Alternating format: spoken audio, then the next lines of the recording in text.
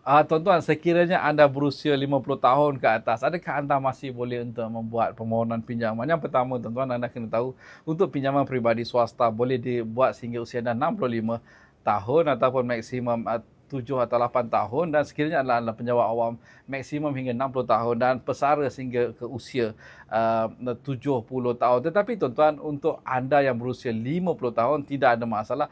Sekiranya anda penjawat awam dah usia 55 tahun, anda masih ada lagi baki 5 tahun untuk buat pinjaman. Sekiranya anda adalah pesara, tidak ada masalah. Kebanyakan pesara yang bersara awal, terutamanya tentera, boleh buat sampai usianya 70 tahun. Dan tetapi tuan-tuan, sekiranya anda tanya tentang pinjaman perumahan, tempoh anda adalah lebih singkat kerana pinjaman perumahan boleh dimohon sehingga usia anda 70 tahun, ataupun sekiranya anda dah 50 tahun, anda hanya boleh buat sampai 20 tahun saja. Tetapi tak ada masalah tuan-tuan, MyLoan akan membantu anda untuk menunjukkan bank mana, pinjaman mana, dana mana yang terbaik untuk anda dengan usia anda sekarang.